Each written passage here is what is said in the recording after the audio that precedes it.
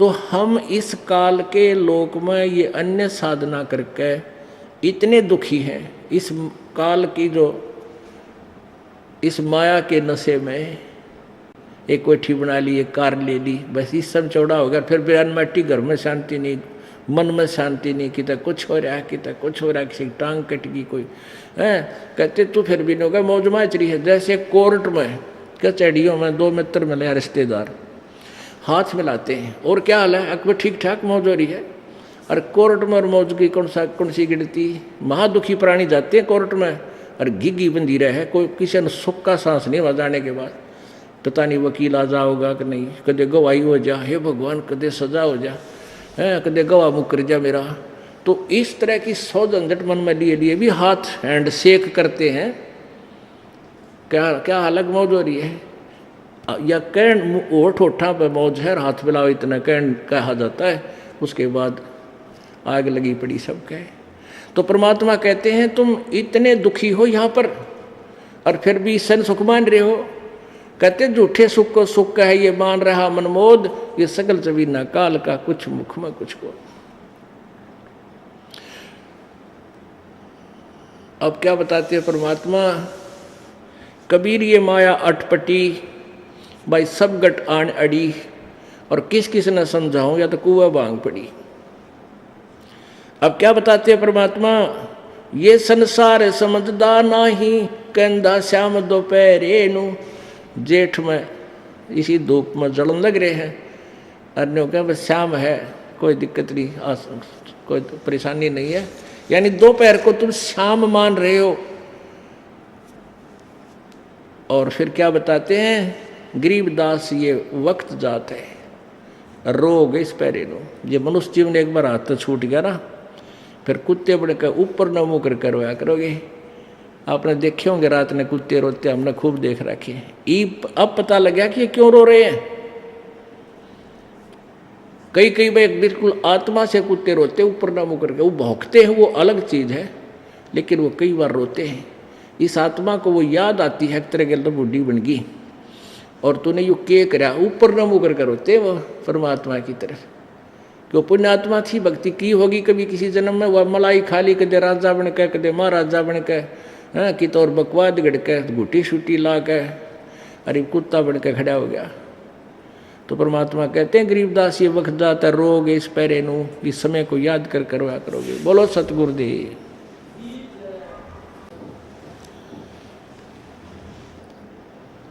कबीर राम नाम रटते रहो,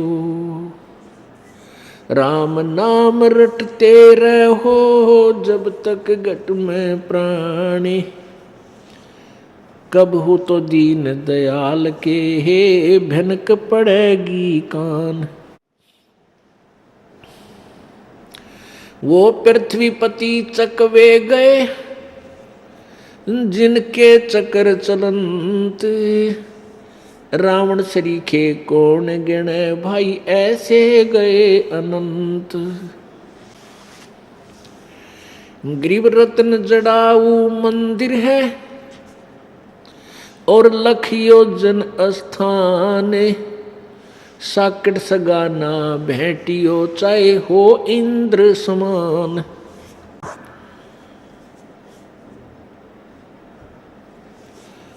सर्व सोने की लंका होती, रावण से रणधीरम, एक पलक में राज विराजी, व जम के पड़े जंजीरम।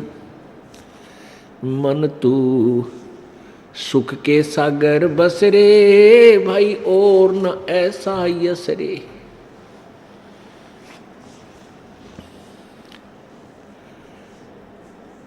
60,000 सगड़ के होते, कपिल मुनीश्वर खाए। भाई 60,000 सगड़ के होते, कपिल मुनीश्वर खाए। एक सपुत्र उत्तान पात का, वो परमात्म पद पाए। मन तू सुख के सागर बसरे, भाई और न ऐसा यसरे। उदय अस्त बिच चक्र चले थे, ऐसी जन ठकुराई। उदय अस्त बिच चक्कर चले थे, ऐसी जन ठकुराई। चुन करे ईश्वर कल्प करी, तब खोज न पाया राई। मन तू सुख के सागर बसरे, भाई और न ऐसा यस रे। मन तू सुख के सागर बसरे, और न ऐसा यस रे। दुर्योधन से राजा होते, संग इकोतर भाई। दुर्योधन से राजा होते, संग इकोतर भाई। 11 अक्षौणी संग चले थी, वह देही गीद न खाई। मन तू सुख के सागर बसरे, भाई और न ऐसा यस रे। काशीपुरी कबीरा होते, ताही लखोरे भाई। काशीपुरी कबीरा होते, ताही लखोरे भाई। केसों से बन जा रे जिसके 9 लख बलद आई। मन तू सुख के सागर बसरे, भाई और न ऐसा यस रे। मन तू सुख के सागर बसरे, भाई और न ऐसा यस रे। परमपिता परमात्मा पूर्ण ब्रह्म, सारी सृष्टि के रचनहार कुल मालिक कबीर देव, कबीर साहब, कबीर परमेश्वर,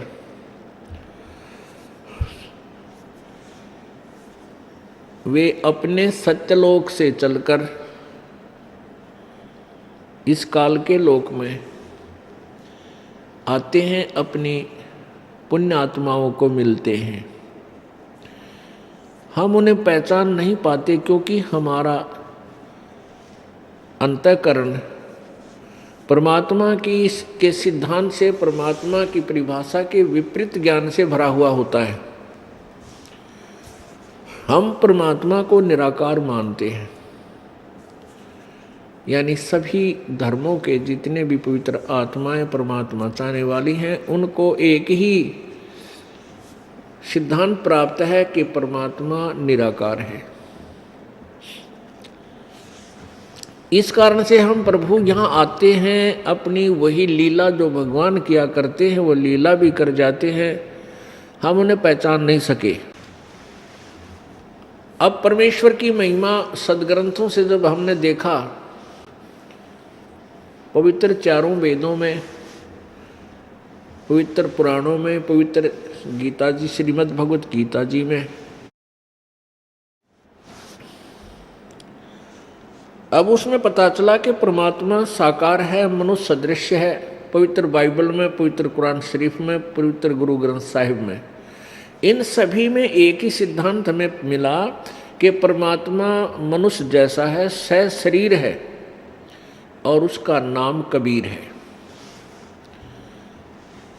अब हम कहाँ अड़े हुए हैं? जैसे कबीर देव, कबीर अग्नि, कबीर अमितौजा, कबीर अंगारी।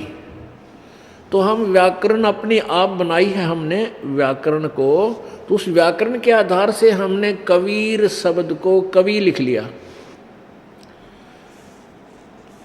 और जिस कारण से हम उसका अर्थ बनाने लगे, कुछ ना कुछ अर्थ भी लगा लिया। लेकिन वो कबीर देव,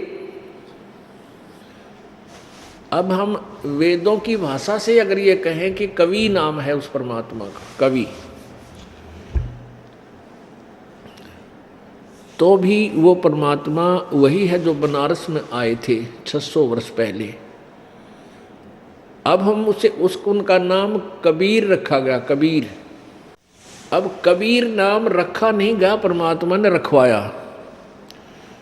जब परमेश्वर एक लीला करने आए थे, शिशु रूप धारण किया था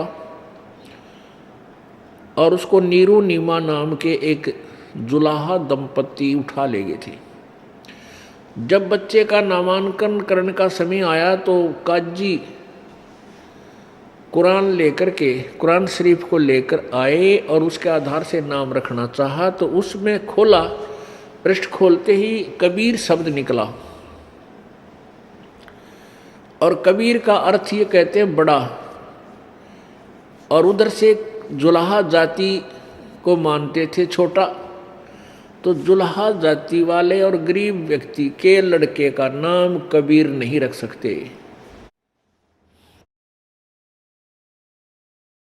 उन्होंने दोबारा से ग्रंथ कुरान शरीफ को खोला कि शायद कोई और नाम निकला, उसका नाम रखेंगे लड़के का, तो उसमें भी कबीर निकला। जब उन्होंने तीसरी बार खोला तो पूरे पृष्ठ पर कबीर कबीर कबीर ही हो गया। पूरी कुरान शरीफ देखा तो पूरी कुरान शरीफ में कोई दूसरा अक्षर नहीं रहा, केवल कबीर कबीर कबीर ये लिखा था। अगले रख लो के रखोगे। तब वो काजी उस कुरान शरीफ को वहीं पटक गए कि इसने हमारा दीन धर्म भी खराब कर दिया और कुरान शरीफ के अक्षर भी बदल दिए, ये कोई जादूगर है। तब परमेश्वर ने कहा था काजी मेरा नाम कबीर ही रहेगा, इसलिए परमेश्वर का नाम वो कबीर ही पक गया। अल्लाह अकबर, अल्लाह कबीर, ये मुसलमान भाई इसका अर्थ करते हैं बड़ा भगवान। अल्लाह कबीर का अर्थ करते हैं बड़ा भगवान। तो परमात्मा ने इसलिए अपना नाम कबीर ही रखवाया। और वेदों में इसको कबीर देव कहते हैं, कबीर देव, कबीर अग्नि। तो हम इसे कबीर देव कहने लगे, कबीर देव, कबीर देव। तो कबीर देव से कबीर साहब हो गया। ऐसे कबीर कवि ना मानकर हम इनको कबीर देव नाम रख लिया इनका, कबीर साहब। तो जैसे भी कहने का भाव ये है, ये वो परमात्मा है जो बनारस में 120 वर्ष रहे और एक जुलाहे की भी भूमिका की। ये वो पूर्ण परमात्मा है। आज सुबह के सत्संग में आप जी ने सुना कि कौन वो परमात्मा है जिसकी साधना से हम मोक्ष प्राप्त कर सकते हैं, पूर्ण मोक्ष। अब मोक्ष का क्या अर्थ होता है? मोक्ष का अर्थ होता है हम जन्म मृत्यु के झंझट से छूटें। अब जैसे ब्रह्म साधना से भी मोक्ष होता है, ब्रह्म साधना से मोक्ष होता है एक कल्प तक। एक कल्प कितना होता है? ब्रह्मा जी का एक जीवन, ब्रह्मा की एक उम्र, ये एक कल्प होता है। तो पुण्यात्माओं, हमने जन्म मृत्यु से छुटकारा पाना है। उसके लिए हमने वो परमात्मा भी चुनना है जिससे हमारा मोक्ष हो। तो परमेश्वर कबीर देव की साधना यानी परम अक्षर ब्रह्म की साधना से हम पूर्ण मोक्ष प्राप्त कर सकते हैं। अभी तक हमें ये ज्ञान ही नहीं था कि कोई ब्रह्म से ऊपर कोई भगवान है, ब्रह्म से ऊपर कोई परब्रह्म भी है, कोई पूर्ण ब्रह्म भी है। जबकि हम अपने ज्ञान में, प्रवचनों में साधुजन, दूसरे ऋषिजन पूर्ण ब्रह्म का जिक्र भी करते थे, पार ब्रह्म का जिक्र भी करते थे, परमेश्वर भी बोलते थे, ईश्वर भी बोलते थे, ईश भी बोलते थे, परंतु उनको किसी प्रकार का कोई ज्ञान नहीं था वो के बोल रहे हैं और कौन ब्रह्म होता है, कौन परब्रह्म है, कौन पूर्ण ब्रह्म है। तो वो सभी अल्पज्ञ थे। कबीर देव, कबीर साहब ने, परमेश्वर जी ने आकर के स्वयं ही अपने यथार्थ ज्ञान को हम तक पहुंचाया। अब इस तत्व ज्ञान को, क्योंकि सुबह आपको बताया था कि काल भगवान को, जो 21 ब्रह्मांड का स्वामी है, ब्रह्मा विष्णु महेश के पिताजी हैं, इसको श्राप लगा हुआ है 1 लाख मानव शरीरधारी प्राणियों के शरीर का नियत आहार करने का। इस शरीर को तो हम फूंक देते हैं यहीं पर, या दफना देते हैं, गाड़ देते हैं, जैसे भी इसको 4 दाग के दौरान तहत समाप्त कर देते हैं। अब ये मन में शंका आएगी कि फिर खाता क्या है वो शरीर, तो हम यहीं समाप्त कर देते हैं, छोड़ जाता प्राणी। इस शरीर के अंदर एक और ऐसा ही एज इट इज शरीर है, ओरिजिनल, यानी सूक्ष्म शरीर बोलते हैं। ये ऊपर कवर है हमारे, जैसे सर्प के ऊपर कैंचुली होती है, सर्प के ऊपर वह कांजली सी होती है, उस सर्प उसमें से निकल जाता है तो वह कांचली जो होती है वह सर्प के आकार की होती है, लेकिन ओरिजिनल सर्प वो कोई और है। ऐसे ही हमारे अंदर जो ओरिजिनल हमारा शरीर है, ओरिजिनल तो नहीं कह सकते, इससे जिसके ऊपर ये चढ़ा हुआ है कवर, ये जो माता पिता से हमें मिलता है, ये स्थूल शरीर कहलाता है। इसके नीचे एक सूक्ष्म शरीर है, तो उसमें ये जीव है, और भी सूक्ष्म कारण, महाकारण, कैवल्य, कई शरीर इसके ऊपर चढ़ा रखे हैं पर आवरण, लेकिन इसके तुरंत बाद सूक्ष्म शरीर है, और उस सूक्ष्म शरीर का आकार मनुष्य सदृश ही है, मनुष्य जैसा ही एज इट इज रहता है।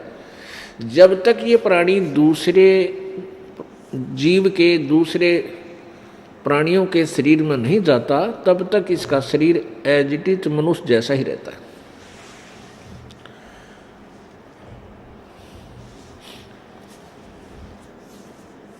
तो परमात्मा कबीर देव जी हमें ये बताने आए थे कि ये जो काल है, इसको 1 लाख मानव शरीरधारी प्राणी नित्य खाने का श्राप है। इसलिए इसने अपने तीनों पुत्रों के द्वारा यहाँ हमें रोक रखा है, फंसा रखा है। जैसे रजगुण ब्रह्मा जी के रजगुण के प्रभाव से हम संतान उत्पत्ति करते हैं। यहाँ की शुद्ध सुख सुविधाओं की, जैसे कार, कोठी, इस तरह की संपत्ति जोड़ना, ये हम प्रयत्न करते हैं। और भगवान विष्णु जी के सतोगुण के दबाव से, प्रभाव से हम एक दूसरे में मोह ममता करते हैं, आसक्त रहते हैं। ये जीव के बस का नहीं। और तीसरे पुत्र तमगुण शिवजी के तमगुण के प्रभाव से हम एक दूसरे को हानि पहुंचा देते हैं, आपस में राग द्वेष रखते हैं, झगड़ा कर देते हैं। और दूसरे शब्दों में ये कहिए कि रजगुण ब्रह्मा से ये हमारे जीवों की उत्पत्ति कराता है, सतगुण विष्णु जी से एक दूसरे में सतिथि, आप एक दूसरे मोह ममता फंसा देता है, यहाँ रोक के रखने के लिए कि ये यहाँ पड़े रहें, एक दूसरे में आसक्त होकर ये टाइम पास करें जा। और तीसरे भगवान शिव जी अपने पुत्र के द्वारा ये संहार करवा कर अपना उल्लू सीधा करता है। उसी आधार से इसने सभी प्राणियों को तत्व ज्ञान से कति अपरिचित कर रखा है। ना कोई ऋषि परिचित, ना कोई ब्रह्मा विष्णु महेश को ज्ञान, और ऋषियों को तो होगा कहाँ, क्योंकि ऋषियों ने तो ब्रह्मा से ही ज्ञान प्राप्त किया था। अपुण्यात्मा, ये समस्या इस दास के सामने है, और पहले हमारे भगवान के सामने थी जब 600 वर्ष पहले आए थे। वो परमात्मा यही शब्द, यही कड़वी औषधि समाज को देना चाहते थे जो दास की ड्यूटी लाई है। तो उस समय समाज ने ये कड़वी औषधि स्वीकार नहीं की, क्योंकि हम शिक्षित नहीं थे, और जो जिनको हम गुरु ब्राह्मण महर्षि मानते थे वो अज्ञानी थे, ते तत्व ज्ञानहीन थे, लेकिन वो केवल एक संस्कृत भाषा को जानते थे। जिस कारण से हमारे पूर्वज उस समय के जो श्रद्धालु ये मानते थे कि जो हमारे गुरुजी अर्थात ब्राह्मण लोग हमें ज्ञान बता रहे हैं ये सही होगा, क्योंकि वो कहा करते थे कि हम पुराणों के आधार से आपको ज्ञान बता रहे हैं, उस पुराण में ऐसा लिखा है, उस पुराण में ऐसा लिखा है, वेदों में ऐसा लिखा है, गीता जी में ऐसा लिखा है। और परमेश्वर कबीर जी जो ज्ञान बताते थे वो उन दंत कथाओं, उन ऋषियों महर्षियों के ज्ञान के विपरीत था। तो इस कारण से उन नकली ऋषियों गुरुओं का दाव लग गया, क्योंकि जनता को एक ही पॉइंट से भ्रमित करते थे कि कबीर जी अशिक्षित हैं, और ये वेदों के बारे में नहीं जानता, ना गीता ना पुराणों के, क्योंकि संस्कृत में लिखे हुए, ये अशिक्षित है। इसलिए ये झूठ बोल रहा है कि ब्रह्मा विष्णु महेश को भी ज्ञान नहीं, और ये जन्म मृत्यु में है, इनकी जन्म मृत्यु होती है, और ना ही इन ऋषियों को कोई ज्ञान है। परमात्मा कहते थे मेरे साथ दो भाई मैंने सब जग भूला पाया, मेरे साथ दो भाई मैंने सब जग भूला पाया। इसी भूल में ब्रह्मा भूला जिसने वेद सरसाया, और वेद पढ़ के पंडित भूला मर्म भेद नहीं पाया। इन्होंने वेदों का भेद नहीं पाया। इसी भूल में विष्णु भूला जिन वैष्णव पंथ चलाया, और तीर्थ व्रत का बांध महात्म बहुविध जीव फंसाया। इसी भूल में शंकर भूला जिन एक भिक्षुक पंथ चलाया, सिर पर जटा हाथ में खप्पर और घर घर अलख जगाया। मेरे साथ दो भाई मैंने सब जग भूला पाया।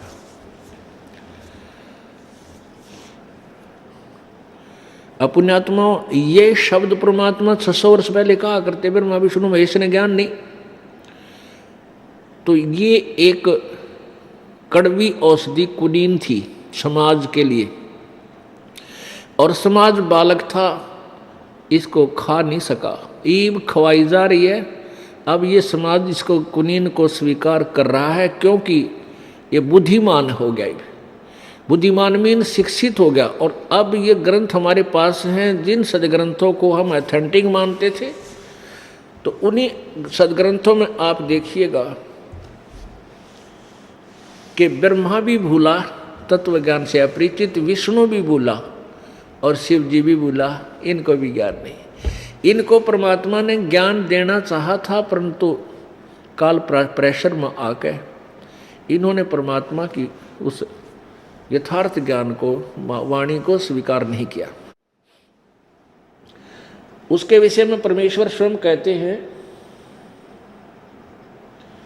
उसके विषय में परमेश्वर अपनी वाणी में कहते हैं, हम बैरागी ब्रह्मपद और सन्यासी महादेव, ये सोहम मंत्र हमने दिया शिव जी को, यू करे हमारी सेव।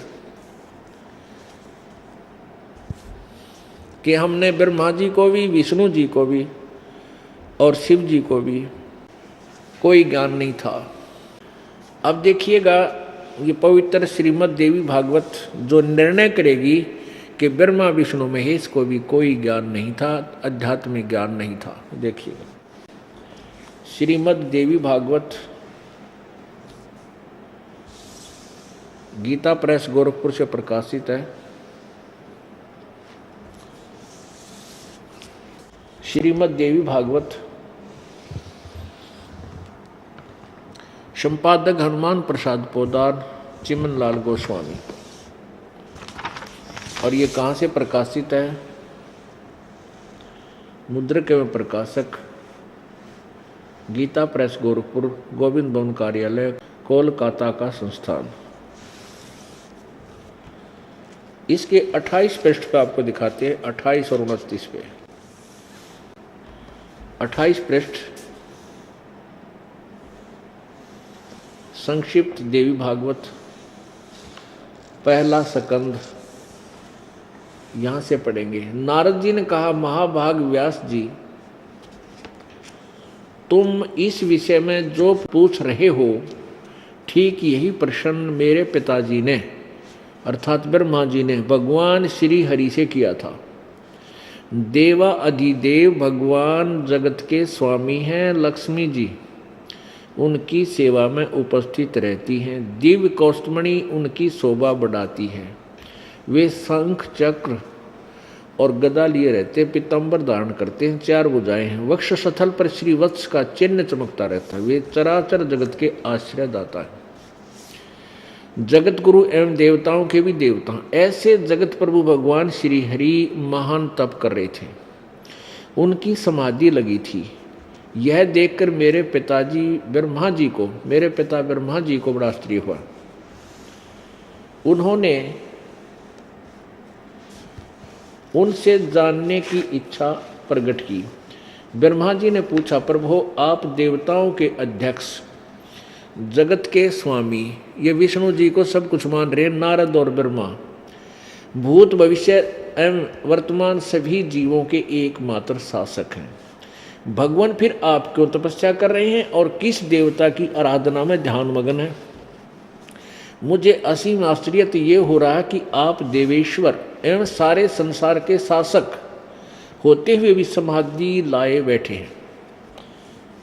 अब ब्रह्मा जी के विनीत वचन सुनकर भगवान श्री हरि उनसे कहने लगे, ये पहला स्कंद है, उनसे कहने लगे, ब्राह्मण सावधान होकर सुनो, मैं अपने मन का विचार व्यक्त करता हूँ। देवता, दानव और मानव सब यही जानते हैं कि तुम सृष्टि करते हो, मैं पालन करता हूँ और संकर संहार किया करते, किंतु फिर भी वेद के पारगामी पुरुष अपनी युक्ति से सिद्ध करते हैं कि ये रचने, पालने और संहार करने की योग्यता जो हमें मिली है, इसकी अधिष्ठात्री शक्ति देवी है।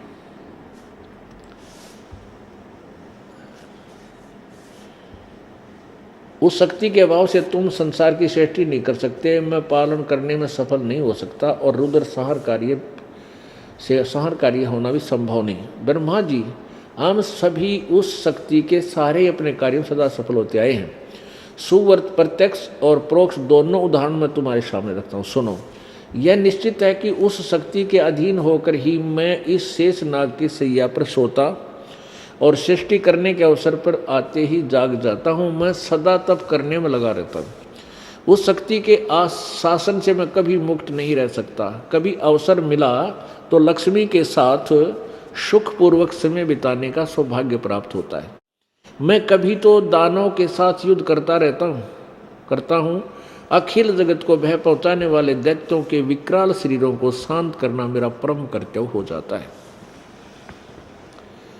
मुझे सब प्रकार से, अब देखो कमाल कर दिया विष्णु जी ने, मुझे सब प्रकार से शक्ति यानी दुर्गा के अधीन होकर रहना पड़ता है। उन्हीं भगवती शक्ति का मैं निरंतर ध्यान किया करता हूँ। ब्रह्मा जी, मेरी जानकारी में इन भगवती शक्ति से बढ़कर दूसरे कोई देवता नहीं है। अब परमात्मा की वो वाणी सच्ची होगी कि ना ब्रह्मा ने बेरा ज्ञान, ना विष्णु ने ज्ञान, उआ बाई बोलने सारे। अब इसमें कमाल कर दिया, नारद का है कि ब्रह्मा जी, विष्णु जी सर्वेश्वर महेश्वर, सारे जगत के आश्रयदाता। उधर से ब्रह्मा जी भी यही शब्द बोल रहे हैं और विष्णु जी ने कमाल कर दिया कि मैं दुर्गा से ऊपर कोई भगवान नहीं मानता और मैं इसी की पूजा करता हूँ, इसी का ध्यान करता हूँ और कठोर तप करता हूँ। अब दुर्गा क्या कहती है? जिसको भगवान श्री विष्णु जी फाइनल गॉड मानते हैं, फाइनल देवता, अब वह क्या कहती है उसके वचन सुनो इसी श्रीमद् देवी भागवत में प्रश्न नंबर 562 पर। यह है प्रश्न नंबर 62, यह है 7वां स्कंद और प्रश्न नंबर 562 और नीचे आइएगा। देवी के द्वारा हिमालय को ज्ञानोपदेश, ब्रह्म स्वरूप का वर्णन। अब देवी बता रही है ब्रह्म काल के यानी ब्रह्म के विषय में। श्री देवी जी कहने लगी, पर्वतराज इस प्रकार योग युक्त होकर मुझ ब्रह्म स्वरूपा देवी का ध्यान करे। जो पहले इसने कुछ अटकल ला रखी है, मेरी ऐसी पूजा करो, ऐसे करो। यह ध्यान आसन पर भली भांति बैठकर अतुकी भक्ति के साथ करना चाहिए। ये तो पीछे जो इसने अपनी बताई। अब कहती है कि उस ब्रह्म का क्या स्वरूप है, ये बतलाया जाता है। जो प्रकाश रूप सबके अत्यंत समीप में स्थित हृदय रूप गुहा में स्थित होने के कारण गुहाचर नाम से प्रसिद्ध और महान पद अर्थात परम प्राप्य है। वह समस्त प्रजा के ज्ञान से परे है, अर्थात किसी की बुद्धि में आने वाला नहीं है, यह तुम जानो। जो परम प्रकाश रूप, जो सूक्ष्म से भी अति सूक्ष्म है, जिसमें संपूर्ण लोक और इन लोकों में निवास करने वाले प्राणी स्थित हैं, वह ये अक्षर ब्रह्म है। वही सबके प्राण है, वही सबकी वाणी है और वही सबके मन है। यह यह परम सत्य और अमृत अविनाशी तत्व है। सौम्य, उस वेदने योग्य लक्ष्य को तुम वेदन करो, मन लगाकर उसमें तन्मय में हो जाओ। अब ब्रह्म के लिए बता रही है कि उस ब्रह्म की साधना करो। सौम्य, उपनिषद में कथित महान अस्त्र रूप धनुष लेकर उस पर उपासना द्वारा तीक्ष्ण किया हुआ बाण संधान करो और फिर भावानुगत चित्त से उस बाण को खींचकर उस अक्षर व ब्रह्म को लक्ष्य बनाकर वेधन करो। परवण यानी ओम तो धनुष है, जीवात्मा बाण है और ब्रह्म को उसका लक्ष्य कहा जाता है। उस एकमात्र परमात्मा को ही जानो, ब्रह्म को ही, दूसरी सब बातों को छोड़ दे। ये अमृत रूप परमात्मा के पास पहुंचाने वाला पुल है। संसार समुद्र से पार होकर अमृत स्वरूप परमात्मा को प्राप्त कराने का यही सुलभ साधन है। जिस प्रकार रथ के चक्र में लगे आ रहे हैं, उसी प्रकार शरीर की संपूर्ण नाड़ियाँ हृदय में एकत्र स्थित हैं। उस हृदय में ही विविध प्रकारों रूपों में प्रकट होने वाला परब्रह्म संचरण करता है, अंतर्यामी रूप से वर्तमान रहता है। उस आत्मा का ओम के जप के साथ ध्यान करो। इससे अज्ञान में अंधकार से परे, सर्वथा परे और संसार समुद्र से उस पार जो ब्रह्म है उसको पा जाओगे, तुम्हारा कल्याण हो। अब आखिर में आ गई ना ब्रह्म के ऊपर कि उस ब्रह्म का जाप जपो, ओम उसका नाम। और वो कहाँ रहता है? ये 563 पृष्ठ 7वां स्कंद। वह यह सबका आत्मा ब्रह्म लोक रूप दिव्य आकाश में स्थित है। ठीक है।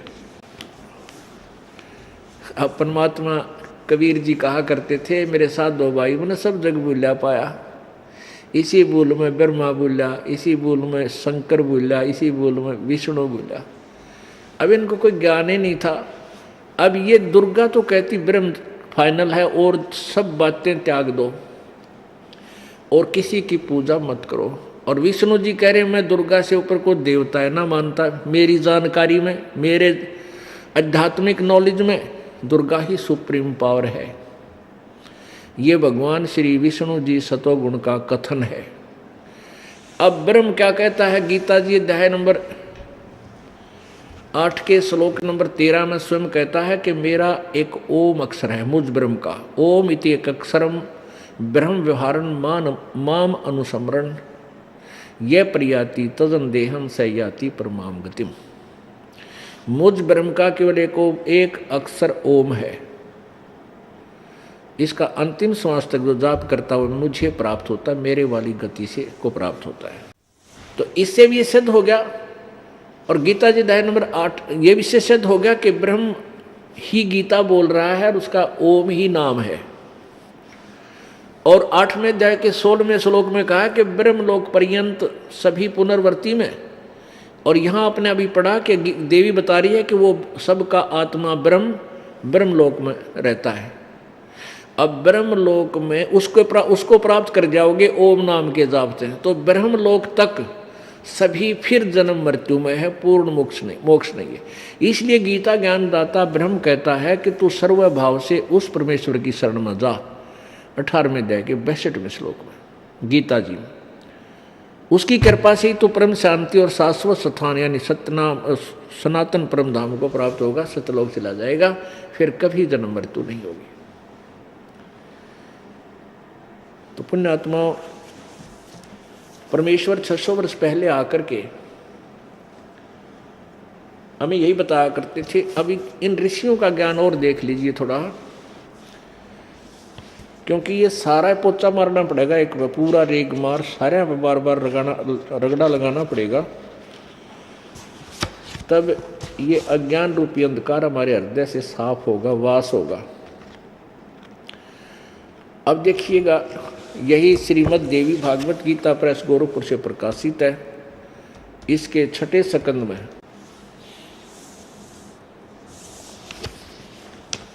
ये 6ठा स्कंद है, पृष्ठ 414 पे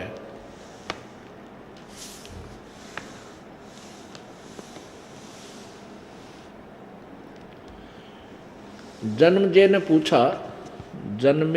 ने पूछा, महाभाग किस युग में, व्यास जी से पूछा, किस युग में कैसा धर्म का स्वरूप है, इस संपूर्ण विषय को विशेष रूप से बताने की कृपा कीजिए। व्यास जी बोले, ये राइटर है चारों वेदों का, व्यास जी चारों पवित्र वेदों का, पवित्र गीता जी का, पवित्र 18 पुराणों का, ये राइटर है, लेखक। अब व्यास जी कह रहे हैं, राजन यह निश्चय है कि सतयुग में ब्राह्मण वेद के पूर्ण विद्वान थे। उनके द्वारा निरंतर भगवती जगदम्बा की आराधना होती थी। भगवती का दर्शन करने के लिए उनका मन सदा ललायित रहता था। अब ये है सतयुग के ब्राह्मणों जो पूर्ण विद्वान थे वेद के, जो वेद के पूर्ण विद्वान माने जाते थे, और वो कहते हैं दुर्गा की पूजा करते थे। दुर्गा ने क्या बताया है वो आपने पढ़ लिया कि ब्रह्म की पूजा करो और सब त्याग दो।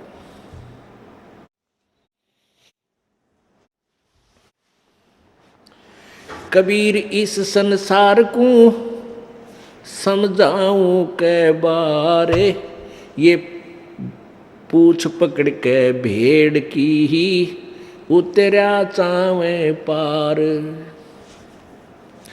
भेड़ पूछ को पंडित पकड़ा, ये बादो नदी बिहंगा। गरीबदास वो भवजल डूबे, नहीं साध सतसंगा। परमेश्वर कबीर जी तथा उन्हीं की प्रिय आत्मा, उनसे के ज्ञान से परिचित हो जाने के उपरांत आदरणीय गरीबदास साहिब जी एक ही ज्ञान प्रचार हमें ज्ञान बता रहे हैं। परमात्मा कह रहे हैं कि कबीर इस संसार ने समझाऊं कै बार, और ये पूछ पकड़ रहे भेड़ की और उतरा साव पार। दरिया से पार जाना हो और कोई साधन बता दे पार होने का कि भेड़ की पूछ पकड़े चौकस और बढ़ जाओ दोनों दरिया में, या भेड़ पार कर देगी, क्वाइट इम्पॉसिबल, कभी नहीं हो सकता। परमात्मा कहें तुम सभी भेड़ की पूछ पकड़े बैठे हो तो नौका लेनी पड़ेगी और खेवट छाना हो तब पार होगे। अरे तुम कड़े बड़ो रखे इस काल में, कहाँ बहका रखे हो। गरीबदास साहिब जी कहते हैं कि भेड़ पूछ को पंडित पकड़े, और ये भादो नदी बिहंगा। ओह, कि ये पंडित, ये ब्राह्मण ऋषि भेड़ की पूछ पकड़े बैठे हैं, अर्थात आन उपासना अधूरी साधनाएं कर रहे हैं। और भादो नदी बिहंगा, ओह, भादुआ में सबसे ज़्यादा वर्षा हो जाती है, और सभी दरिया अपना डबल ट्रिपल रूप बनाकर इतना विस्तार से बहकर चल पड़ती है, बहुत वेग से। और कहते हैं संसार रूपी जो है ना हमें पार होना है, ये भादुआ की नदी की तरह ऐसे हिलोरे मार रहा है। इसमें से तुम भेड़ की पूछ पकड़ कर पार निकलना चाहते हो, तुम इसी भवसागर में रह जाओगे, क्योंकि नहीं साध सत्संगा, पूरे संत का सत्संग तुम्हें नहीं मिल रहा। भेड़ पूछ को पंडित पकड़े, बादो नदी बिहंगा। गरीबदास वो भवजल डूबे, जो नहीं साध सत्संगा। जिनको संतों का सत्संग नहीं मिला, इस भवसागर में ही बह जाएंगे, रह जाएंगे। अब जो ब्रह्म की साधना करेगा वो यहीं उर्ली ओढ़।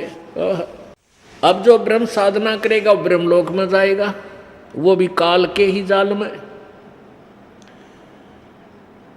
और जो कोई देवी की पूजा करेगा वो भी काल के जाल में, ये भी पार नहीं कर सकती। और ब्रह्मा विष्णु महेश की जो पूजा करेगा वो भी काल के जाल में, वो भी पार नहीं हो सकता।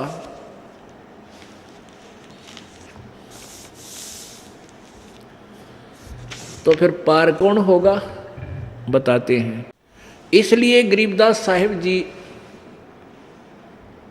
बताना चाहते हैं, कोई है रे परले पार का, जो भेद कहे झनकार का। अब जैसे ये पंथ चल रहे हैं 2-3, ये क्या क्रिया बतावे हैं, आंख कान बंद करके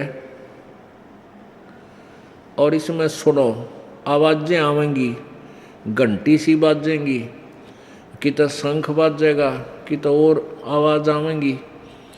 तो ये अनहद धुन सुनो और इससे तुम पार हो जाओगे। अनहद जो धुन है, अनहद नाद है, उसको सुनते ही तुम समझो अपने आप को पार समझ लो। अब क्या बताते हैं कि कोई पूर्ण संत बतावेगा, क्योंकि कबीर परमेश्वर जी ने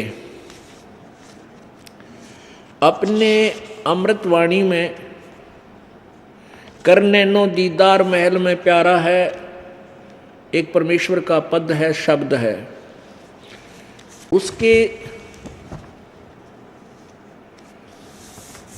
उसमें 32 कलियां हैं, 32 उसमें छंद हैं। उसमें क्या बताया है, अब ये एक तो राधा स्वामी पंथ है, एक धन धन सतगुरु पंथ, ये एक ही कुएं का पानी है। क्योंकि ये धन धन सतगुरु पंथ भी इस राधा स्वामी पंथ से ही अलग हुए हैं। इन्होंने अपने नामों को बदल लिया, मंत्र उपदेश के मंत्र हैं वो चेंज कर लिए, 3 राख लिए, 5 नहीं रखे। और जय गुरुदेव है आगरा में, वो भी उस मथुरा में, वो भी उसी कुएं का जल है, राधा स्वामी वाले का। अब उन्होंने राधा स्वामी पंथ वालों ने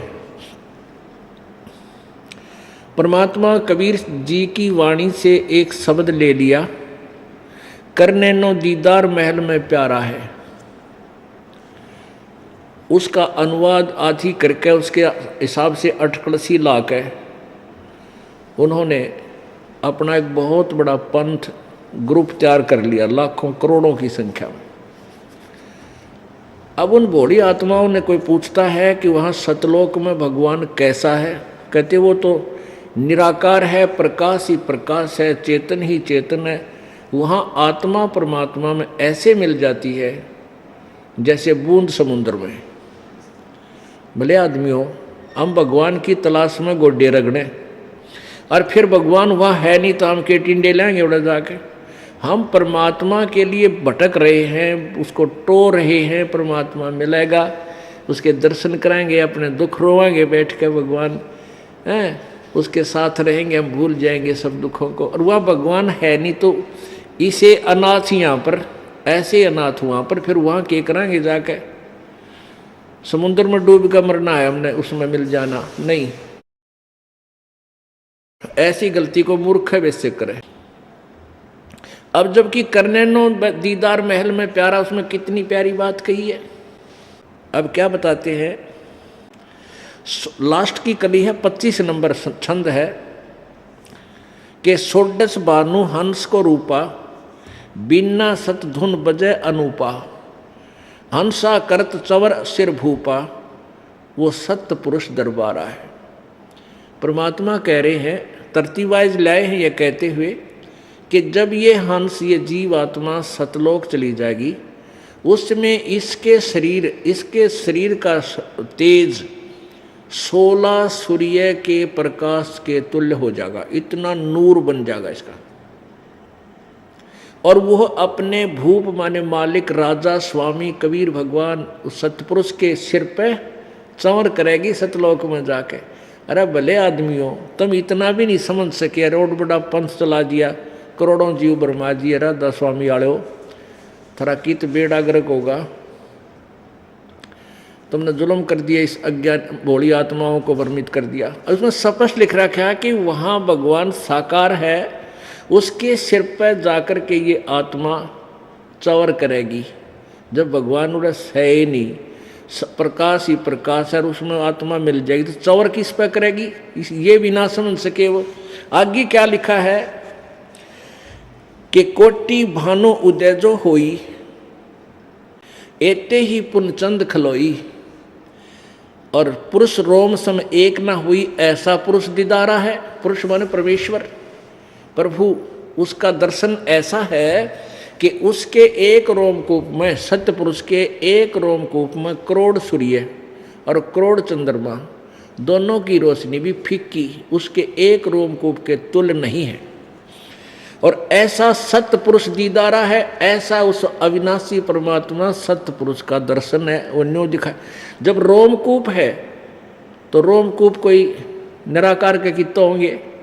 रोमकूप ये जो बाल का छिद्र, इसकी एक की रोशनी इतनी सुंदर, मालिक इतना अच्छा शरीर है अपने प्रभु का। आगे इन्होंने सारे, आगे अलख लोक है भाई, सतलोक से ऊपर अलख लोक है। अलख पुरुष की तह ठकुराई, यही परमेश्वर अन्य और रूप बना करके स्वयं ही विराजमान है।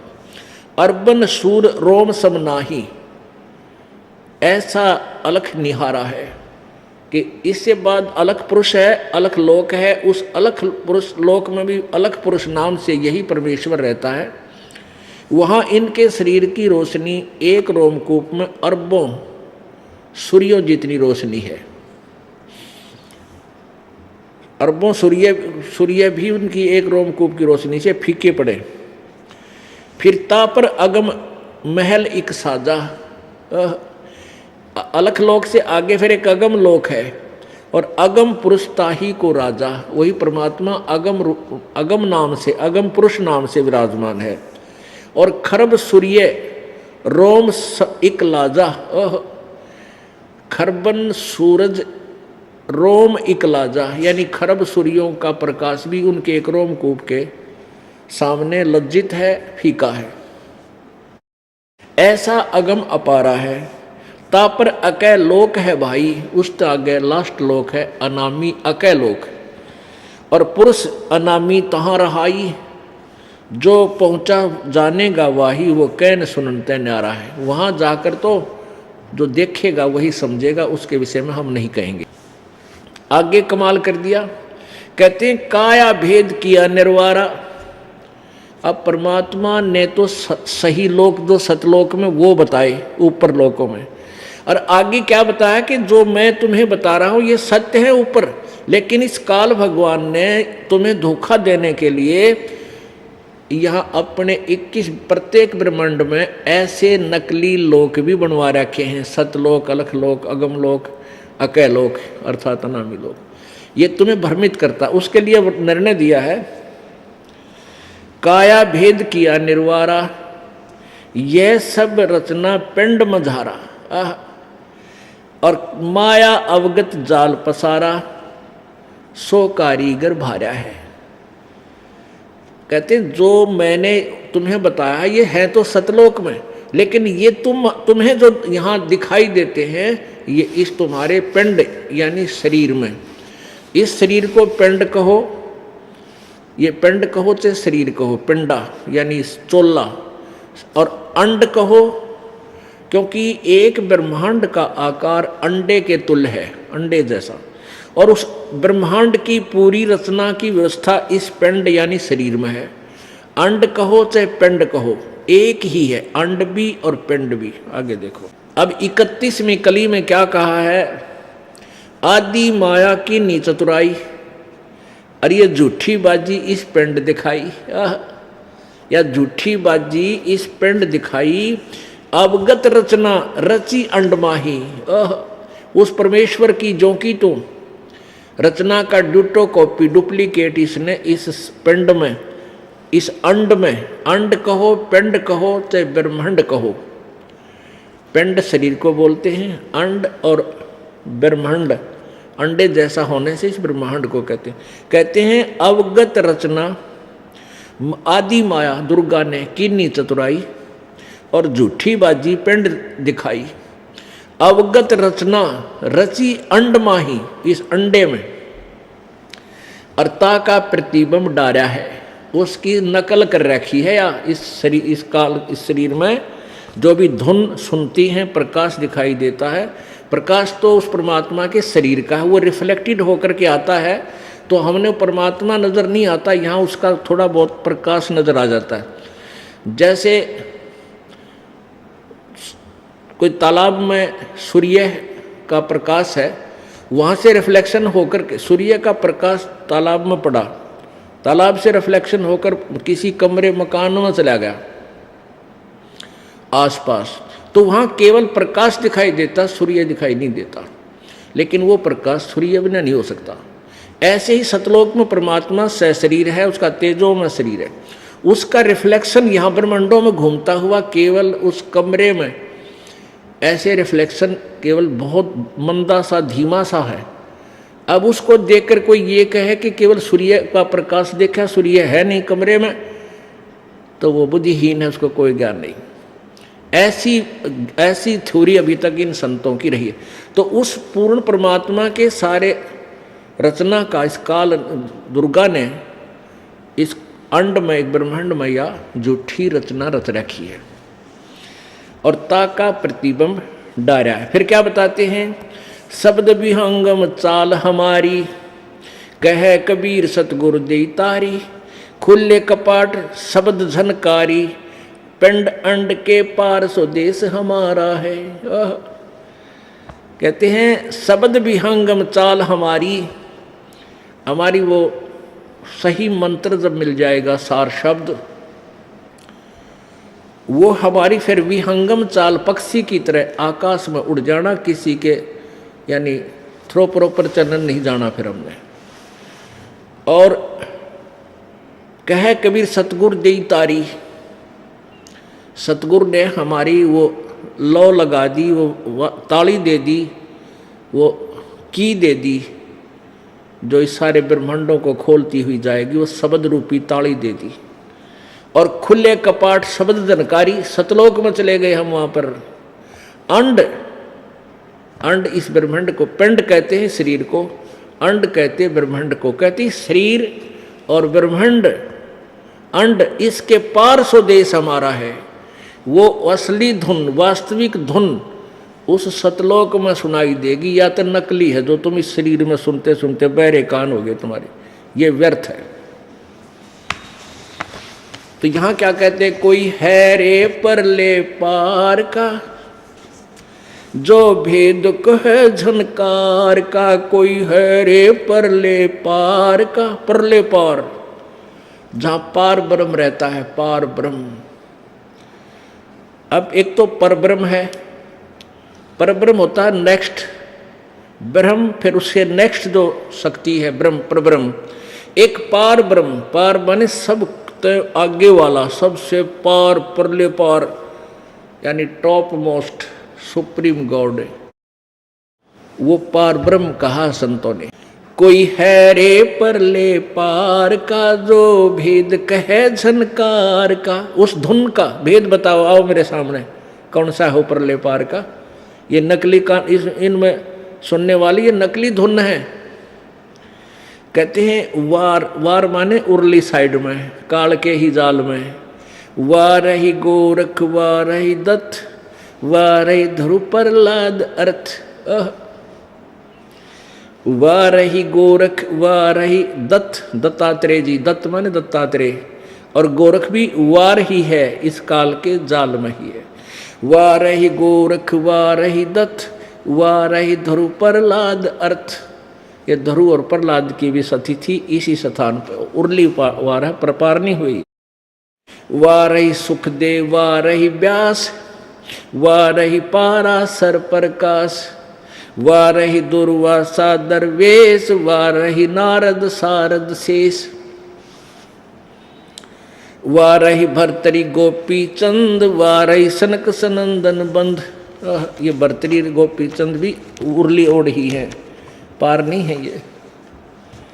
वारही ब्रह्मा वारही इंद्र, वारही शेष कला गोविंद, वारही शिव शंकर जो शंभ, वारही धर्मराय आरंभ, वारही धर्मराय धर धीर, परम धाम पहुँचे है कबीर, वारही रग यदुर्शाम अथर्वेद, परम धाम नहीं लयहा वेद, अलल पंख अगाध भेव जैसे कुंजी सुरती से वार पार थे हा न था गरीब दास निर्गुण निगा। अब इसमें स्पष्ट कर दिया, ना तो यो गोरख पार होया, गोरख जी पार हुए, ना दत्तात्रेय, ना धरु, ना प्रहलाद, और सुखदेव, व्यास, पाराशर, दुर्वासा, नारद, शारदा, गोपी चंद और भरथरी, ये सब सनक सनंदन ब्रह्मा, और ये 1000 कला का भगवान था, यो काल भी वार ही है ब्रह्म, और शिव शंकर भी वार ही है, उर्ली उर्ली और है। परम धाम पहुँचे कबीर। ओह, रग यजु श्याम अथर्ववेद, ये चारों वेद बता दिए, रग यजुर और श्याम अथर्ववेद, अथर्ववेद। परम धाम नहीं लया भेद, कि इन चारों वेदों में भी उस परम धाम का ज्ञान, उसके पाने की विधि नहीं है।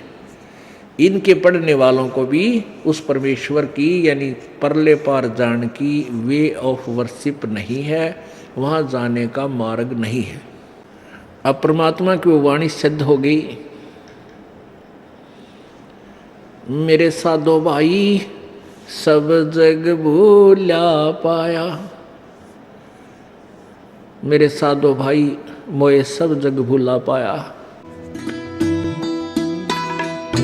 आइए अब हम उन श्रद्धालुओं के अनुभव जानते हैं जो जगत गुरु तत्वदर्शी संत रामपाल जी महाराज जी से दीक्षा प्राप्त कर चुके हैं तथा उनके द्वारा बताए गए भक्ति मार्ग पर चल रहे हैं। सर नमस्कार। सत साहेब।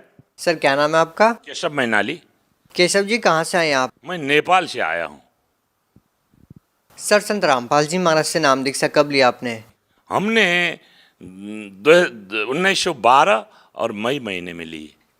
केशव जी एक बात बताइए, संत रामपाल जी महाराज से नाम दीक्षा लेने से पहले आप क्या भक्ति करते थे? मैं वही जो ब्रह्मा विष्णु महेश की साधना, तीर्थ जाना आना, पूजा पाठ करना, यही सब किया करता था, लेकिन मेरी थोड़ी सी अलग है।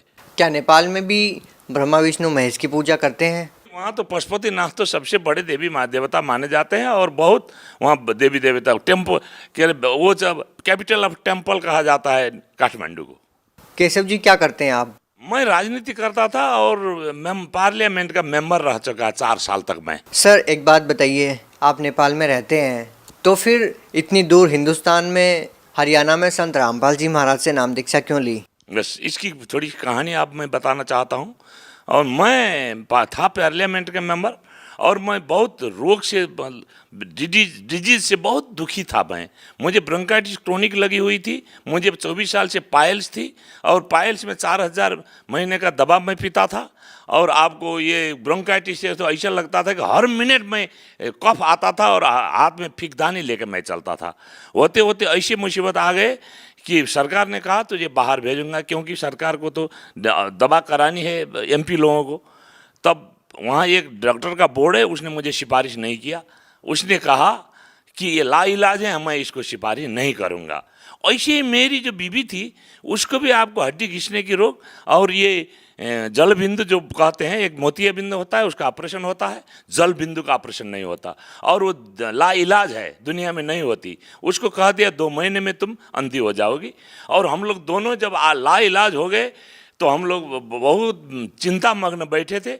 ऐसे ही एक संत रामपाल जी महाराज के शिष्य आए और उन्होंने हमने सारी पीड़ा बता दी। तो उन्होंने कहा कि आप जाओ हिसार, वहाँ एक संत बैठे हैं, उनकी एक आशीर्वाद से दुनिया का बीमारी ठीक हुआ, तुम भी ठीक करा लो। हम कल ही होकर यहाँ वहाँ से रामपाल की शरण में आए हैं। केशव जी आप मेंबर ऑफ पार्लियामेंट रहे हैं नेपाल में, रसूख भी आपके बड़े बड़े लोगों से रहे होंगे। क्या सर संत रामपाल जी महाराज से नाम दीक्षा लेने से पहले क्या आप किसी साधु या संत के संपर्क में भी रहे हैं? वो तो मत पूछिए, मैंने किस साधु को नहीं दिखाया, किस संत को नहीं दिखाया, किस डॉक्टर को नहीं दिखाया, किस मंदिर में जाके मन्नत नहीं मांगी, लेकिन पूरा वो आपको बेकार हो गया। और मुझे ये क्या है, मैं वो बन चुका था, हम परमात्मा को नहीं, मैं नास्तिक बन चुके थे। बात क्या थी कि मेरे पिता और माता वैष्णव थे, दिन रात पूजा करते रहते थे, लेकिन दुर्भाग्य क्या हुआ कि मेरी माँ को पैरालिसिस हो गया और मर गई, मेरे पिताजी छत से गिरकर मर गए। तब मुझे लगा कोई देवी देवता कुछ नहीं कर सकते, इसलिए इनके पीछे लगना बेकार है। पशुपति सबसे बड़ा हमारा मंदिर है, उसमें लोग जाते थे, हमारी बीवी जाती थी, मैं बाहर बैठ के मैं जूता देखता था। वो कहती थी आप क्यों नहीं जाते हो अंदर? हम कहते घट घट में भगवान बोलते हैं, ये कोई मंत्री है जो इसके क्वार्टर में जाके मैं मिला करूं? मैं नहीं जाता तेरी देवी देवता में। ऐसा हम नास्तिक बन गए थे। केशव जी, आप पार्लियामेंट मेंबर कब से कब तक रहे हैं? हम 4 साल रहे, और वो 4 साल में आपको बता दूं मैं, हम यहाँ 12 में आए, 2008 से 12 तक रहे, और वहाँ हम अपने पार्टी के हम नेता भी थे, मेंबर भी थे, और हमारे पार्टी से हम अकेले थे, और सारा सुख सुविधा हमें मिली थी। लेकिन इस रोग डिजीज के कारण मैं अपहेलित हो गया था।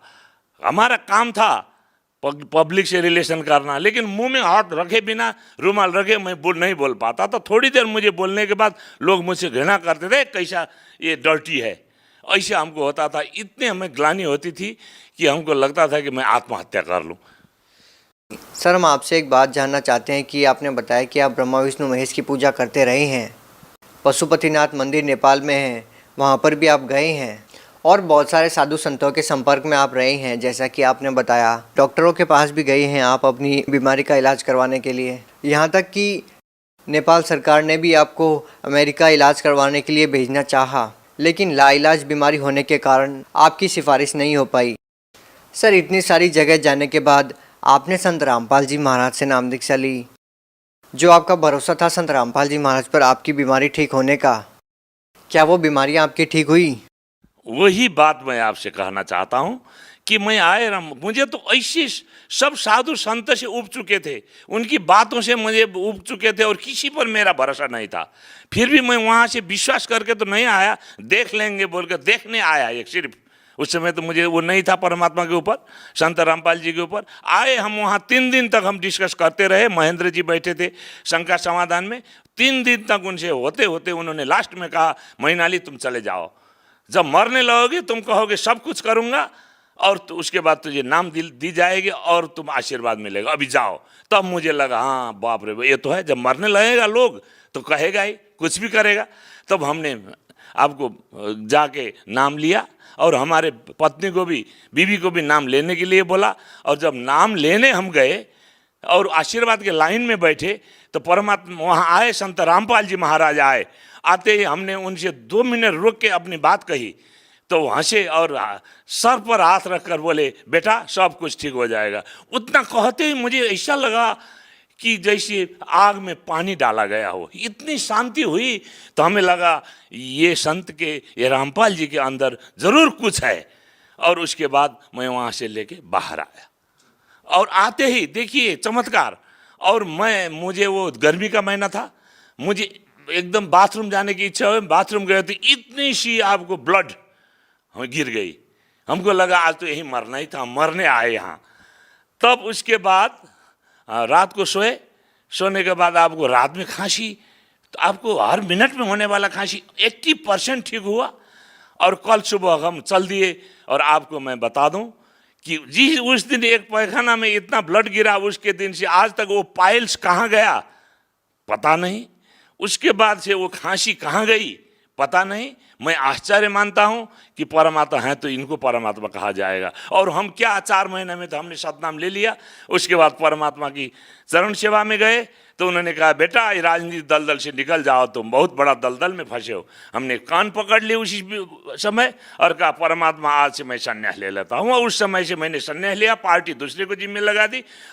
केशव जी, चूँकि अब तक ये माना जा रहा था कि संत रामपाल जी महाराज से जो लोग जुड़े हुए हैं वो मिडिल क्लास के हैं, और कहीं ना कहीं मीडिया में ये भी बातें उठती रहती है कि एक अंधभक्ति के तहत बाबाओं के पीछे लोग लगे हुए हैं। आप अपने आप में उन लोगों के लिए एक माकूल जवाब हैं कि आप एक राजनीतिक पार्टी से बिलोंग करते हैं, राजनीतिक व्यक्ति हैं आप, और साथ में आप पार्लियामेंट मेंबर भी रहे हैं नेपाल के। सर, आपको इस तरह से बरगलाया नहीं जा सकता, लोग अच्छी तरीके से जानते हैं। और आपका इतना विश्वास संत रामपाल जी महाराज में है जिसका अंदाजा लोग खुद लगा सकते हैं। सवाल सर यहाँ पर ये है कि क्या आज के दौर में ये माना जा सकता है कि किसी संत के आशीर्वाद लेने से भयंकर बीमारियां ठीक हो सकती है, या किसी संत के नाम मंत्रों में इतनी शक्ति है कि जैसा कि आपने बताया कि एक लाइलाज बीमारी भी ठीक हो सकती है? बिल्कुल। अभी तो हमको इतना हमें दृढ़ विश्वास है कि उस संत जो तत्वदर्शी हैं, वो संत जो धर्मशास्त्र अनुकूल भक्ति कराते हैं, उनकी मंत्र से और उनके आशीर्वाद से लाइलाज बीमारी भी ठीक हो सकती है और जीवन में सुख आ सकता है और समृद्धि आ सकती है और आपको मुक्ति पाया जाता है। इतना हमें दृढ़ विश्वास है। अभी तक तो हम तो दंत कथा में जीते थे, अभी तक तो हम आपको क्या कहते जोक्स में जीते थे, अभी तक तो हम लोक वेद में जीते थे और उसी को हम लोग शास्त्र विधि मानकर हम कर रहे थे और उसी के क्या है वो कर रहे थे। लेकिन किसी को पता नहीं था कि वो लोग हम लोगों को ठग रहे थे, अपनी व्यापार चला रहे थे, हमारे उनका कोई चिंता नहीं थी। अभी हमको पता चला, हमने देखा शास्त्र कौन संत तत्वदर्शी संत है, ऊर्ध्वमूल अधर शाखा उसमें लिखा है कि फुनगी से आपको जड़ तक जो पता सके वो तत्वदर्शी संत है। यही सब तो पूर्ण रामपाल जी की महाराज तो तत्व संत हैं, तत्वदर्शी संत हैं और वो विश्व के महान संत हैं। उनके अलावा इस दुनिया में कोई संत नहीं है। अभी आपको बता दूं कि 39,000 धर्मगुरु विश्व में हैं और वो सब आपको सब ठगते हैं। जैसे हम विद्यार्थी को भेजते हैं स्कूल में, अगर वो सिलेबस अनुसार नहीं पढ़ेगा तो परीक्षा में फेल होगा। अच्छा सर, आप एक बात बताइए, एक कहावत है कि सूर्यास्त नेपाल मस्त, कहने का मतलब ये है कि इतना नशा नेपाल में है कि युवा वर्ग जो है नशे की गिरफ्त में है और अपना जीवन बर्बाद कर रहे हैं। संत रामपाल जी महाराज के बारे में हिंदुस्तान में ये बात तेज़ी से फैल रही है कि जो संत रामपाल जी महाराज से नाम दीक्षा ले लेता है उनका नशा छूट जाता है। सर, आपका क्या अनुभव है इस बात को लेकर के? मुझे बिल्कुल ये अनुभव है कि अगर संत रामपाल जी महाराज की शरण में आ जाएं तो उनकी नशा पूरे की पूरी छूट जाती है। नेपाल में बहुत नशेड़ी लोग हैं, वहाँ मांस और शराब के बिना कोई होटल नहीं चलती, वहाँ खाए बिना लोग बैठ जी नहीं पाते हैं। आपने कहा सूर्यास्त तो नेपाल मस्त वो होता है, लेकिन हमें क्या लगा क्यों रामपाल जी के शरण में आने पर लोग नशा छोड़ते हैं। आदमी दो चीज़ों से जीते हैं, एक भक्ति से और भय से। रामपाल जी महाराज में भक्ति भी है, भय भी है। भय इसलिए है कि वो हमारा वो हो जाए, खंडित हो जाएगा। भक्ति परमात्मा यथार्थ भक्ति धर्मशास्त्र अनुसार देते हैं। ये दोनों के कारण से और परमात्मा की कृपा से ये छूट जाती है। सर, आप सरहद पार नेपाल से आप आए हैं, जितनी दूरी तय करके आप संत रामपाल जी महाराज के पास पहुँचे, इस बीच कम से कम हजारों संत हैं जिनसे आप जुड़ सकते थे, लेकिन आपको ऐसा क्यों लगा कि संत रामपाल जी महाराज से ही नाम दीक्षा लेनी चाहिए?